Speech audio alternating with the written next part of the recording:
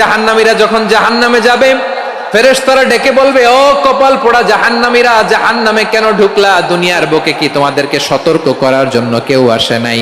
কুল্লামা উলকিয়া ফিহা ফাউজুন সাআলাহুম খাযানাতুহা আলাম ইয়াতিকুম নাযীর। সুবহানাল্লাহ পড়েন। আলাম ইয়াতিকুম নাযীর, কোন সতর্ককারী আসে নাই? বিশ্বনবী নাযীর হয়ে, সতর্ককারী হয়ে পৃথিবীতে আসলেন। তিনি জাহান্নামের ব্যাপারে উম্মাহকে সতর্ক করেছেন। জান্নাতকে যেমনি তিনি চমকপ্রদভাবে উম্মার সামনে পোট্রে করেছেন, চিত্রায়িত করেছেন, ঠিক অনুরূপ ভাবে ভয়ঙ্কর জাহান্নামকেও তিনি এই উম্মার সামনে পোট্রে করেছেন। জাহান্নামকে কিভাবে বিশ্বনবী উম্মার সামনে পোট্রে করলেন, চিত্রায়িত করলেন, শুনতে মনে চায়? সিলেটবাসী শুনতে মনে চায়? জান্নাতের কথা শুনে যেমনি জান্নাতে যাওয়ার ব্যাপারে আপনারা আগ্রহী হয়েছেন, জান্নাতের নাজ নেয়ামতের কথা শুনে, জান্নাতের ফিচার শুনে যেমনি জান্নাতে যাওয়ার ব্যাপারে আমরা উদ্বেলিত হয়েছি, উচ্ছ্বসিত হয়েছি, জাহান্নামের কথা শুনলে কিন্তু আমাদের কলিজা কেঁপে উঠবে। কিভাবে বিশ্বনবী পোট্রে করলেন? বিশ্বনবী বলেন, নারুকুম হাযিহিল্লাতী ইউকিদু ইবনু আদম জুজউন মিন ৭০ জুজআন মিন হাররি জাহান্নাম। ও আমার উম্মতেরা, তোমরা যে রান্নাঘরে যে আগুন দিয়ে রান্না করো, তোমরা কি ভেবেছো জাহান্নামের আগুন ওই রান্নাঘরের আগুনের মতো না? আপনারা কিচেনে যে রান্না করেন, রান্নাঘরের আগুন আর জাহান্নামের আগুন তো একই না? সিলেটের ভাইরা বুঝে থাকলে উত্তর দেন, কিচেনের রান্নাঘরের আগুন আর জাহান্নামের আগুন এক না? একরকম?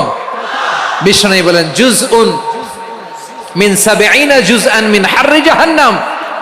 জাহান্নামের আগুন দুনিয়ার আগুনের চেয়ে কমপক্ষে ৭০ গুণ বেশি তেজওয়ালা। জাহান্নামের আগুনকে আল্লাহ নাম দিয়েছেন নারুল্লাহ। এটা আল্লাহর আগুন, নারুল্লাহিল মুকাদা আল্লাতী তাত্তালিউ আলাল আফইদা, যেটা কলিজার মধ্যে যে ধরে যায়। দুনিয়ার আগুন হাতে লাগলে হাত জ্বলে, পায়ে লাগলে পা জ্বলে। জাহান্নামের আগুন দেহের যেই জায়গায় লাগুক না কেন, সাথে সাথে কলিজাটা জ্বলে ছাই হয়ে যাবে। আসুন আমরা আমাদের নিয়তকে খালেস করে নেই। আমরা যা শুনবো আমলের নিয়তে শুনবো, নিজের জীবনকে পরিবর্তনের জন্য শুনবো, ঠিক কিনা বলেন? ইনশাআল্লাহ। প্রিয় ভাইরা, সূরাতুল আহজাবের ৪৫ এবং ৪৬ নম্বর আয়াত আমি তেলাওয়াত করেছি, যেখানে আল্লাহ তাআলা বিশ্বনবীর ৫টি বৈশিষ্ট্যের কথা বলেছেন। কয়টি? সবাই বলুন আওয়াজ করে, কয়টি? ৫টি বৈশিষ্ট্যের কথা আল্লাহ তাআলা এই আয়াত দুটিতে উল্লেখ করেছেন। বিশ্বনবী সাল্লাল্লাহু আলাইহি ওয়াসাল্লামের জীবনী, ওনার বায়োগ্রাফি নিয়ে কথা বলাটা দুষ্কর, কারণ এটার কোনো শেষ নাই, কুল নাই, কিনারা নাই, বিয়ন্ডলেস, বাউন্ডলেস, বটমলেস। সুবহানাল্লাহ বলেন। কারণ তিনি তো এমন নবী যিনি হ্যাঁ বললে এটা শরীয়তে হালাল হয়ে যায়। নবীর মুখ দিয়ে যদি বের হয় হ্যাঁ, নাম, ইয়েস, তাহলে এটা হালাল, ঠিক কিনা বলেন? এ নবীর মুখ দিয়ে যদি না বের হয় যে না, নো, তাহলে এটা শরীয়তে হারাম হয়ে যায়। কেমন নবী আমরা পেয়েছি, যিনি হ্যাঁ বললে হালাল, না বললে হারাম, যিনি সাব্বাবা, এই আঙ্গুলি উপরের দিকে উঁচু করলে চাঁদ ভেঙে ২ টুকরা হয়ে যায়, যে নবী জমিন থেকে পা উঁচু করলে আল্লাহর আরশে মেরাজে চলে যায়, এমন নবীর উম্মত আমরা হয়েছি। যে নবীকে বাদ দিলে কোরআন বোঝা যায় না, কারণ এ নবীর উপরই কোরআন নাজিল করেছে কে? এ নবীকে বাদ দিলে হাদিস বোঝা যায় না, কারণ হাদিস তো এ নবীর মুখনিসৃত পবিত্র বাণী। সুবহানাল্লাহ পড়েন। এ নবীকে বাদ দিলে জান্নাত চিনা যায় না, কারণ জান্নাত তিনি চাক্ষুষ দেখে এসে আমাদেরকে মেরাজ শেষে বর্ণনা করে শুনিয়েছেন। এ নবীকে বাদ দিলে জাহান্নাম চেনা যায় না, এ নবীকে বাদ দিলে আমার রবকে চেনা যায় না, ঠিক কিনা বলেন? তো বিশ্বনবীর ৫টি বৈশিষ্ট্যের কথা আল্লাহ তাআলা এই সূরাতে উল্লেখ করেছেন। আল্লাহ রাসূল সাল্লাল্লাহু আলাইহি ওয়াসাল্লাম যখন মক্কাতে দাওয়াত দিচ্ছিলেন, মক্কার কুরাইশরা নানাভাবে বিষ্ণু ঈসা ইসলামকে কষ্ট দিচ্ছিল, নানাভাবে ট্যাগিং করছিল, মিথ্যা অপবাদ দিচ্ছিল। কখনো কখনো তারা বিশ্বনবীকে বলছিল মিথ্যাবাদী, কাযযাব। কখনো বলছিল যে তুমি হচ্ছে জাদুকর, সাহের। কখনো বলেছে শায়ের, মুহাম্মদ তুমি কবি। কখনো বলেছে কাহেন, মুহাম্মদ তুমি গণক। এবং কখনো বলেছে মুহাম্মদ তুমি হচ্ছে মাজনুন, মানে পাগল। আওয়াজ করে সবাই পড়ুন, নাউযু বিল্লাহি মিন যালিক। তাহলে বিশ্বনবীকে মৌলিকভাবে এই 5টি অপবাদ দিয়েছে।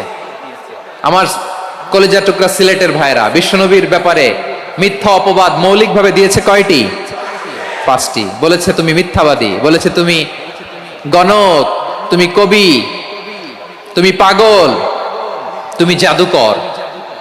বিশ্বনবীকে যে এই 5টি অপবাদ দেয়া হলো, আল্লাহ তাআলা এটা সহ্য করেননি। এই 5টি অপবাদের বিপরীতে আল্লাহ তাআলা বিশ্বনবীর 5টি চমৎকার বৈশিষ্ট্য উল্লেখ করে সূরাতুল আহজাবের 2টি আয়াত নাজিল করেছেন। আওয়াজ করে পড়েন আল্লাহু আকবার। 5টি চমৎকার বৈশিষ্ট্য সূরাতুল আহজাবের ভেতরে রব্বুল আলামিন উল্লেখ করে আমাদেরকে জানিয়ে দিচ্ছেন, ইয়া আইয়ুহান নাবিয়্যু ইন্না আরসালনাকা শাহিদান ওয়া মুবাশশিরান ওয়া নাযীরা ওয়া দাঈয়ান ইলাল্লাহি বিইذনিহি ওয়া সিরাজাম মুনীরা। পড়েন আল্লাহু আকবার।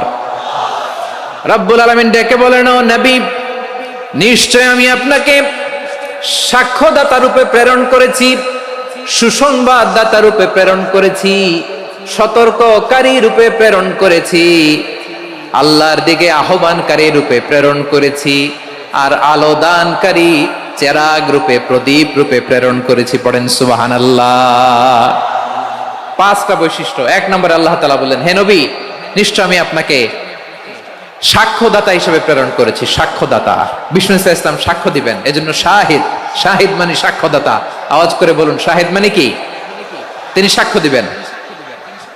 মুবাশশির, 2 নম্বর বৈশিষ্ট্য হচ্ছে তিনি মুবাশশির।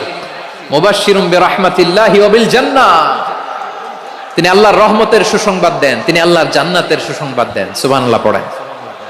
3 নম্বর বৈশিষ্ট্য হচ্ছে নাযীর, তিনি সতর্ককারী, ওয়ার্নার, তিনি সাবধান করতে এসেছেন, রিমাইন্ডার দিতে এসেছেন যে আল্লাহর পথে যদি না চলো, শিরকি কাজ যদি না থামাও, তাহলে এমন আযাব আসবে আল্লাহর পাকড়াও থেকে তুমি বাঁচতে পারবে না। তিনি নাযীর। বিষ্ণু ইসা ইসলামের 4 নম্বর বৈশিষ্ট্য হচ্ছে দাঈয়ান ইলাল্লাহ, তিনি আল্লাহর দিকে আহ্বানকারী। এই যে আমরা আমাদেরকে পরিচয় দেই যে আমরা দাঈ, বলি না? বলি যে উনি হচ্ছেন একজন দাঈ ইলাল্লাহ। বহু বচন আমরা বলি আদ-দুআত ইলাল্লাহ। এটা কোরআনের এই আয়াত থেকে এসেছে। সুবহানাল্লাহ পড়েন। ওয়া দাঈয়ান ইলাল্লাহি বিইذনিহি, আল্লাহর আদেশে বিষ্ণু ইসা ইসলাম আল্লাহর দিকে মানুষকে ডাকেন।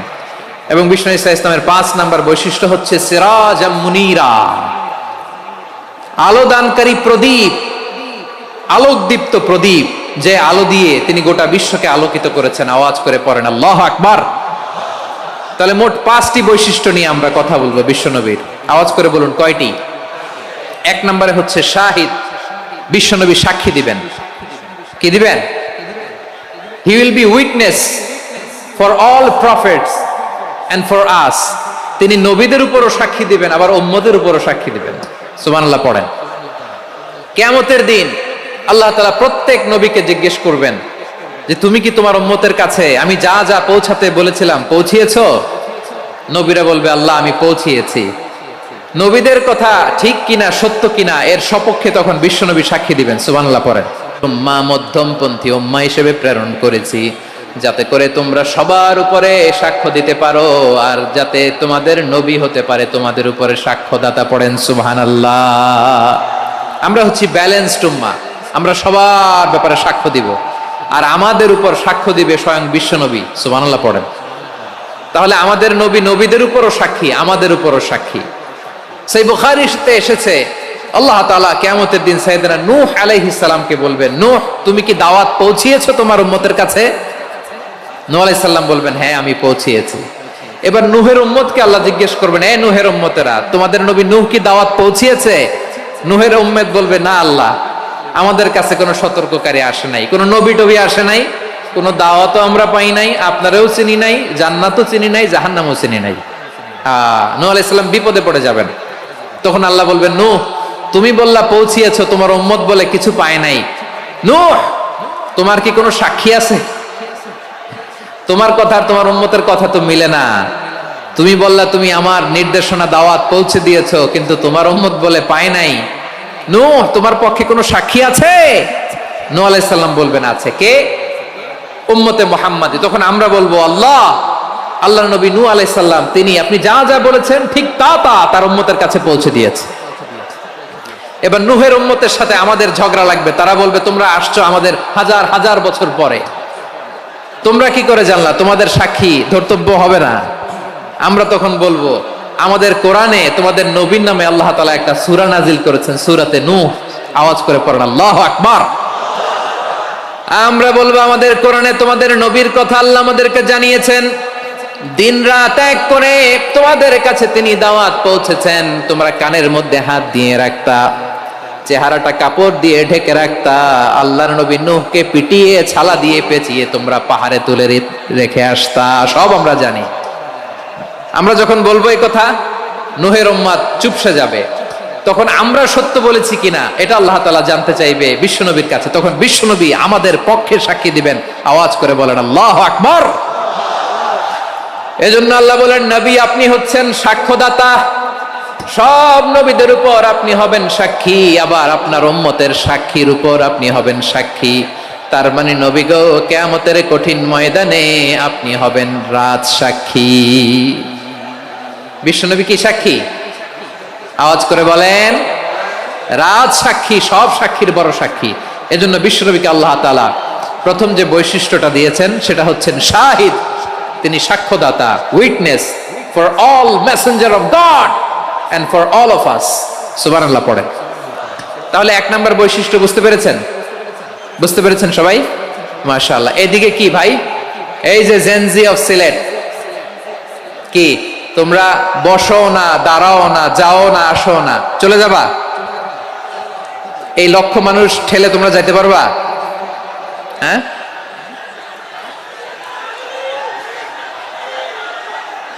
বসো বসো,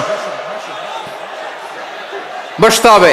শুরুতেই তোমাদের অনেক প্রশংসা করলাম, এই যদি হয় তোমাদের প্রশংসার নমুনা তাইলে হবে না। বসো, মেহেরবানি করে বসো, বসো।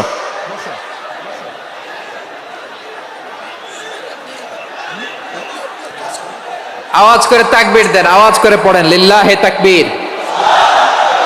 আরো জোরে আওয়াজ করে পড়তে হবে লিল্লাহে তাকবীর, লিল্লাহে তাকবীর। আমার প্রিয় সিলেটবাসী, আমার দিকে তাকান, আমার দিকে তাকান।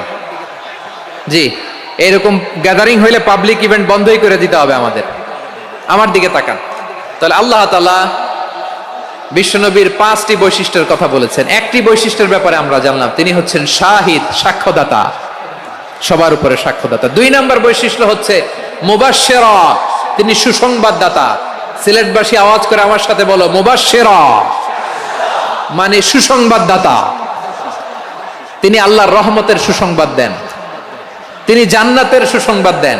এই উম্মতের মধ্য থেকে যারা গাফেল, যারা অবাধ্য, যারা সীমালঙ্ঘনকারী, তাদেরকে বিশ্বনবী আল্লাহর রহমতের সুসংবাদ দেন। তিনি বুঝান আল্লাহর দরবার 24/7, 24 ঘন্টা খোলা। আপনি যত বড় পাপী হন, আপনি যতই অন্যায় করেন না কেন, আল্লাহর রহমতের দরিয়া, আল্লাহর রহমতের দরজা আপনার জন্য খোলা আছে না নেই? জায়নামাজটা বিছিয়ে দেন, চোখের পানি ছেড়ে দেন, 2 রাকাত নামাজ পড়ে সেজদায় লুটিয়ে পড়ে কাঁদেন। যত গুনাহ আপনার হোক না কেন, আপনার গুনাহ মাফ করে কবুল করে নিবে কে? মুবাশশিরাম বিরহমাতিল্লাহ। বিশ্বনবী তিনি সুসংবাদদাতা, বেয়ারার অফ গ্ল্যাড টাইডিংস, সুসংবাদ দেন। পাপী, অবাধ্য, সীমালঙ্ঘনকারীদেরকে তিনি আল্লাহর রহমতের সুসংবাদ দেন। আল্লাহর রহমত থেকে মুখ ফিরিয়ে নিও না। তিনি যে কত দয়ালু, তিনি যে তোমারে কত ভালোবাসে তুমি জানোই না। আমি আমাকে যত বেশি ভালোবাসি, তার চেয়েও আমাকে বেশি ভালোবাসে কে? সবাই বলে নাই, বুঝতে পারে নাই বোধহয়। আমি আমাকে যত বেশি ভালোবাসি, তার চেয়েও আমাকে বেশি ভালোবাসে কে? আমার মাতা পিতা আমাকে যত ভালোবাসে, তার চেয়েও আমাকে বেশি ভালোবাসে কে? আমার প্রিয়তমা স্ত্রী আমাকে যত বেশি ভালোবাসে, তার চেয়েও আমাকে বেশি ভালোবাসে কে? মুবাশশিরাম বিরহমাতিল্লাহ, তিনি আল্লাহর রহমতের সুসংবাদ দেন। আল্লাহর রহমতের শেষ নাই, আল্লাহর ভালোবাসার শেষ নাই। ও মুবাশশিরাম বিল জান্নাহ, তিনি জান্নাতের সুসংবাদ দেন। এই উম্মতের মধ্য থেকে যারা আল্লাহওয়ালা, যারা প্র্যাকটিসিং, যারা ঈমানদার, তাদেরকে বিশ্বনবী জান্নাতের সুসংবাদ দেন। আওয়াজ করে পড়েন সুবহানাল্লাহ। এজন্য রব্বুল আলামিন বিশ্বনবীর পরিচয় অন্য আয়াতে এভাবে তুলে ধরেন, ওয়ামা আরসালনাকা ইল্লা কাফাতান লিন-নাসি বাশীরাও ওয়া নাযীরা। নবী হে, আমি গোটা জগৎবাসীর জন্য আপনাকে সুসংবাদদাতা এবং সতর্ককারী করে জমিনে প্রেরণ করেছি। মুবাশশিরাম বিল জান্নাহ, তিনি জান্নাতের সুসংবাদ দেন, তিনি আশা জাগান। নবীর কথা শুনলে মানুষ বুকে আশা ফিরে পায়। আমার নবী কাউকে হতাশ করেন না। হতাশা বিশ্বনবীর ডিকশনারিতে নাই। তিনি মানুষকে আশাবাদী করে তোলেন। বিশ্বনবীর কথা শুনলে মানুষের হৃদয় নরম হয়, তারা আশা ফিরে পায়। বিশ্বনবীর মুখ নিঃসৃত পবিত্র প্রতিটি কথাই আশা জাগানিয়া। সুবহানাল্লাহ পড়েন। আপনি প্রিয় নবীর মুখ নিঃসৃত বাণীগুলো পড়েন, কথামালাগুলো শোনেন, দেখবেন আশা পাবেন, বুকে আশা পাবেন, ভালোবাসা পাবেন। কারণ তিনি এমন সত্তা, এমন পার্সোনালিটি, তার কথা শুনলে হৃদয় নরম হয়ে যায়। মনে হয় হৃদয় খুলে তারে দিয়ে দেই, সব কথা যেন তারে বলা যায়। আওয়াজ করে বলেন ঠিক কিনা?